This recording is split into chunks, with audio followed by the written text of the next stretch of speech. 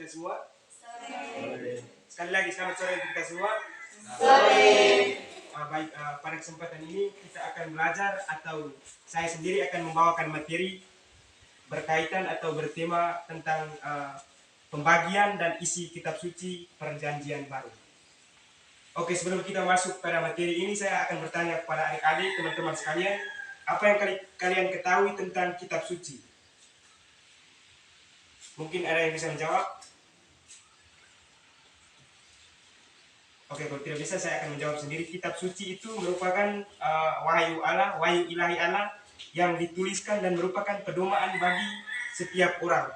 Terkhususnya kita orang Katolik atau orang Kristiani, kitab suci menjadi keharusan dan kewajiban bagi kita untuk hidup dan berdiri di atas kitab suci. Jadi kitab suci dalam agama Katolik itu menjadi dasar iman, menjadi suatu kewajiban bagi kita semua untuk mengikuti dan hidup menurut kitab Alkitab itu sendiri. Jadi Alkitab tersebut bukan sendiri hadir dalam dunia, tetapi ada beberapa tahap yang harus ia lewati. Yang pertama adalah tahap tradisi lisan. Tradisi lisan ini dalam gereja Katolik, proses pembentukan kitab suci diawali dengan tradisi lisan. Tradisi ini diterima oleh para nabi, kemudian diwariskan dari generasi ke generasi melalui cerita yang diucapkan dari mulut ke mulut. Jadi dulu para nabi atau para rasul hidup bersama Yesus, lalu mereka mendengar tutur cerita Yesus, kisah-kisah Yesus, mereka hidup bersama Yesus, lalu mereka ceritakan secara turun-temurun melalui generasi ke generasi. Jadi itu merupakan tradisi lisan, itu tradisi yang pertama dalam pembentukan sebuah Alkitab. Lalu yang kedua, tradisi tertulis. Setelah para nabi mereka menceritakan secara turun-temurun kepada generasi ke generasi, lalu generasi tersebut mulai mendengar, lalu mereka menulis Alkitab yang sekarang kita baca ini. Nah, setelah itu yang ketiga adalah tahap redaksi. Tahap redaksi merupakan tahap di mana pewartaan dimulai diwartakan, tetapi Alkitab belum disahkan. Lalu kita masuk yang keempat, yaitu tahap kanonisasi. Kanonisasi itu di mana banyak tulisan-tulisan yang beredar di tengah jemaat memunculkan usaha untuk membuat daftar resmi Alkitab yang sampai sekarang kita gunakan. Itu melalui tahap kanonisasi. Nah, kita masuk ke materi yang berikutnya, yaitu kitab suci itu dibagi menjadi dua bagian, yakni Perjanjian Lama dan Perjanjian Baru. Pada kesempatan ini kita akan membahas tentang kitab suci Perjanjian Baru. Dalam kitab suci Perjanjian Baru, pembagiannya ada 27 kitab yang terdiri atas yang pertama 4 Injil yang terdiri dari Matius, Markus, dan Lukas, lalu Yohanes. Yang kedua Kisah Para Rasul. Yang ketiga 14 surat Paulus, yaitu Roma, 1 Korintus, 2 Korintus, Galatia, Efesus, Filipi, Kolose, 1 Tesalonika, 2 Tesalonika, 1 Timotius, 2 Timotius, Titus, Filemon, dan Ibrani. Yang berikutnya yaitu 7 surat pastoral, yaitu yang pertama Yakobus, 1 Petrus, 2 Petrus, yang ketiga yang berikutnya yaitu 1 Yohanes, 2 Yohanes, dan Yudas. Lalu yang terakhir yaitu Wahyu. Isi dari kitab suci Perjanjian Baru adalah yang pertama 4 Injil. Keempat Injil ini berisikan atau bercerita tentang cerita-cerita Yesus Kristus yang hidup mulai dari kelahirannya sampai dengan kematiannya.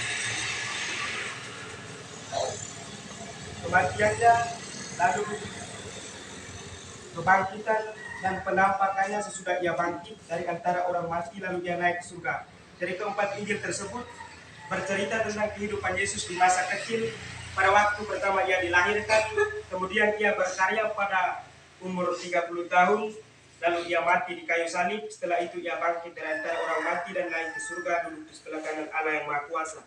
Dari keempat Injil tersebut bercerita tentang itu.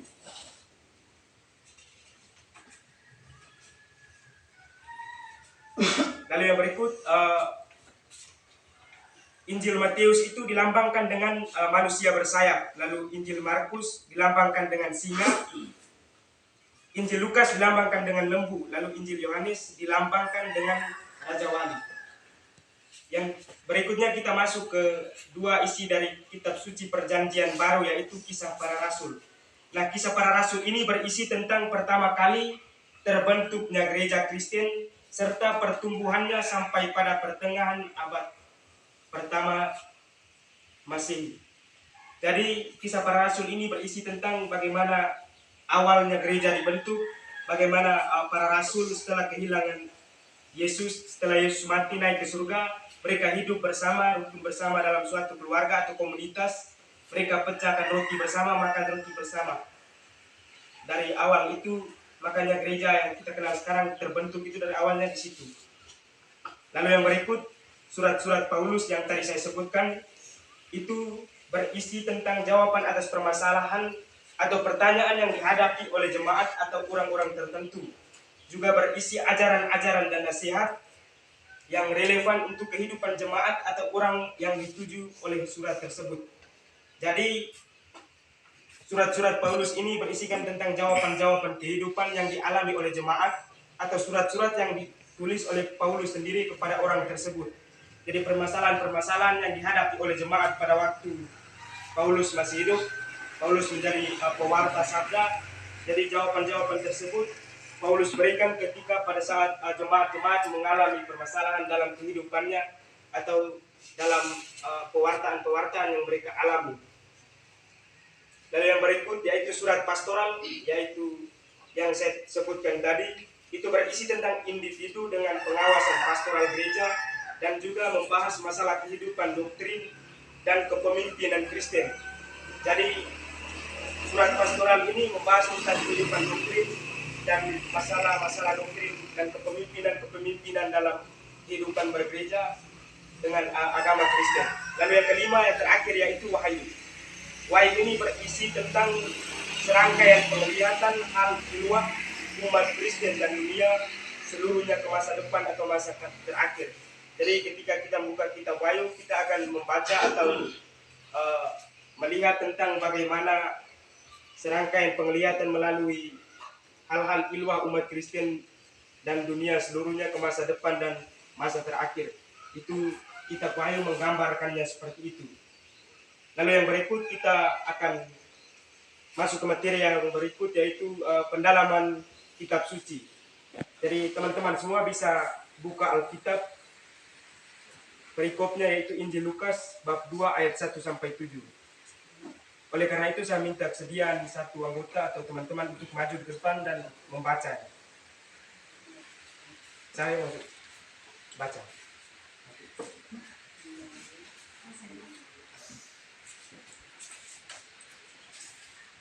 Kelahiran Yesus. Pada waktu itu, Kaisar Agustus mengeluarkan suatu perintah menyuruh mendaftarkan semua orang di seluruh dunia. Inilah pendaftaran yang pertama kali diadakan sewaktu Kirenius menjadi wali negeri di Syria. Maka pergilah semua orang mendaftarkan diri masing-masing di kotanya sendiri.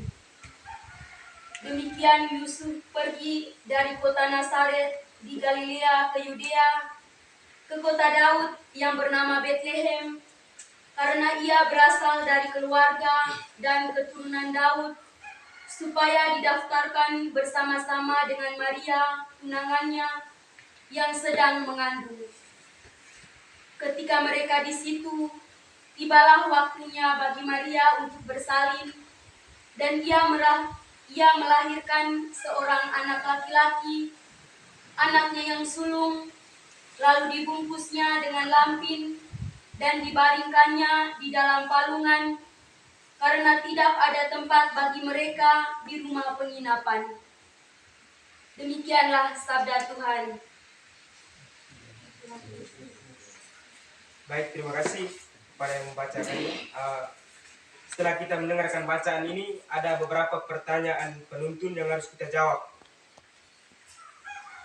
Yang pertama, pertanyaan penuntun itu berdasarkan bacaan yang sudah dibacakan oleh teman kita. Yaitu yang pertama, di manakah Yesus dilahirkan? Di Bethlehem. Mantap. Yang kedua, dengan apakah Yesus dibungkus dan dibaringkan di palungan? Dengan kain. Iya, mantap. Jawab besar. Apa? Dengan kain lampin. Yang kedua ya. Yang ketiga, siapakah yang mengeluarkan perintah menyuruh mendaftarkan semua orang di seluruh dunia? Kaisar Agustus. Mantap. Mungkin itu saja pertanyaan-pertanyaan penuntun yang dapat kita ikuti bersama. Lalu yang terakhir, pada kesempatan ini saya ingin membagi pengalaman saya ketika saya berada di perguruan tinggi tentang bagaimana menjadi lektor yang baik. Jadi kadang kebiasaan kita baca lektor di gereja, yaitu mungkin ada kebiasaan-kebiasaan yang bukan buruk tetapi agak keliru sedikit mengenai bacaan kita. Jadi kebiasaan kita itu baca, yang pertama itu pembacaan diambil dari, itu merupakan bacaan yang salah, cara baca yang salah atau penyebutannya salah. Jadi ketika berada di perguruan tinggi saya mendapatkan ilmu bahwa cara baca yang benar yaitu contohnya bacaan dari kitab Yesaya. Itu kita harus langsung saja bacaan dari kitab Yesaya. Jangan pembacaan diambil dari kitab Yesaya, itu penyebutannya kurang baku dan kurang bagus. Jadi yang lebih bagusnya yaitu bacaan dari kitab Yesaya. Lalu yang berikut berkaitan dengan Injil, cara baca yang sudah bagus yang kita alami gereja, kita ikuti bersama-sama di gereja itu sudah bagus. Lalu yang berikut berkaitan dengan mungkin ada beberapa surat Paulus yang cara penyebutan kita juga salah. Kebiasaan kita menyebutnya yaitu pembacaan dari surat Paulus yang pertama kepada jemaat, contohnya di Roma atau di Galatia, Efesus begitu. Jadi cara pembacanya itu langsung saja bacaan dari surat pertama Rasul, contohnya Rasul Paulus kepada jemaat di Kolose begitu. Cara bacanya begitu. Tidak boleh pembacaan diambil dari surat Paulus yang pertama kepada jemaat di Roma. Itu pembacaannya, cara bacanya tidak baku dan itu salah. Kita langsung saja bacanya bacaan dari surat Paulus Rasul, bacaan dari surat Rasul Paulus yang pertama kepada jemaat di Roma atau di Kolose begitu. Jadi mungkin itu saja materi yang saya bawakan pada hari ini. Mungkin ada tambahan atau kesimpulan-kesimpulan yang disampaikan oleh Ibu Penyuluh Agama, waktu dan kesempatan saya persilakan.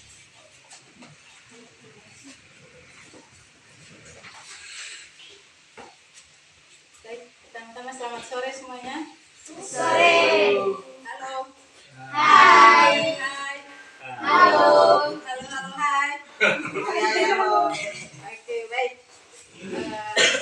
Materi yang dibawakan saudari kakak kita Stefanus Lawe tadi mengenai pengenalan atau pembagian kitab suci, pengenalan mengenai kitab suci. Nah, kitab suci dalam agama Katolik, sebutan kitab suci atau sumber kitab suci agama Katolik yang disebut Alkitab. Nah, dalam Alkitab ini yang biasanya kita sebut kitab suci itu merupakan wahyu ilahi Allah yang dituliskan atau merupakan dasar iman gereja Katolik. Nah, sebelumnya kita mengetahui bahwa dasar iman Katolik itu selain kitab suci ada tradisi dan magisterium. Nah, tradisi ini adalah dasar yang pertama. Nah, yang kedua adalah tradisi yang tadi seperti dijelaskan oleh saudari kita Stefanus Lawe, dan magisterium adalah di dalamnya terdapat dokumen-dokumen gereja seperti itu. Nah, di dalam kitab suci atau Alkitab terdapat dua bagian. Bagian yang pertama yaitu Perjanjian Lama dan bagian yang kedua yaitu Perjanjian Baru. Nah, jumlah kitab suci agama dalam gereja Katolik itu terdapat 73 kitab dibagi menjadi dua. Yang pertama Perjanjian Lama dan Perjanjian Baru. Nah, yang lebih banyak adalah Perjanjian Lama. Di dalam Perjanjian Lama terdapat 46 kitab, sedangkan di dalam Perjanjian Baru terdapat 27 kitab. Nah, Perjanjian Lama itu mengisahkan atau bercerita tentang janji Allah kepada manusia mengenai keselamatan. Sedangkan Perjanjian Baru itu menceritakan atau di dalamnya terdapat terlaksananya janji Allah kepada manusia itu, yaitu dalam diri Yesus Kristus. Nah, di dalam perjanjian baru terdapat beberapa bagian kitab suci. Yang pertama Injil, terus Kisah Para Rasul, surat-surat Paulus, surat pastoral, yang terakhir adalah kitab Wahyu. Nah, dalam Injil itu terdapat 4 bagian seperti yang tadi dijelaskan oleh Bapak Stefanus, Saudari Stefanus Lawe, yaitu Injil Matius, Markus, Lukas, dan Yohanes. Nah, dalam Injil tersebut menceritakan kehidupan Yesus dari kelahiran sampai karya dan sampai wafatnya Yesus. Nah, yang kedua mengenai Kisah Para Rasul. Kisah Para Rasul yang pertama itu di dalamnya terdapat menceritakan yang kita ketahui bahwa di dalam Kisah Para Rasul itu ada yang mengenai Roh Kudus turun atas para rasul dan lain sebagainya. Itu setelah Yesus wafat. Nah, yang kedua surat-surat Paulus. Yang berikutnya yang keempat surat-surat Paulus. Nah, surat-surat Paulus ini ditujukan ada yang secara pribadi atau secara berkelompok. Misalnya kalau secara pribadi yaitu Timotius dan lain sebagainya. Kalau secara kelompok berarti surat Paulus kepada jemaat di Roma, di Tesalonika dan lain sebagainya. Itu surat-surat Paulus itu bertujuan untuk menyelesaikan permasalahan yang ada di sana. Nah, yang berikutnya mengenai surat-surat pastoral. Pastoral yaitu yang bermaksud penggembalaan.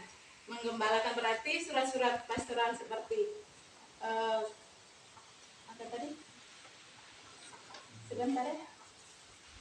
Surat-surat pastoral seperti Titus, Filemon, Ibrani dan lain-lain itu mengenai pengembalaan umat beriman, di mana kita diutus untuk mengembalakan atau mewartakan karya keselamatan Allah itu kepada sesama kita seperti itu. Yang terakhir adalah Wahyu. Wahyu ini biasanya mereka sebut bahwa Wahyu ini adalah kitab yang menceritakan tentang akhir zaman, di mana dunia, maksudnya di mana semuanya itu dimusnahkan, lalu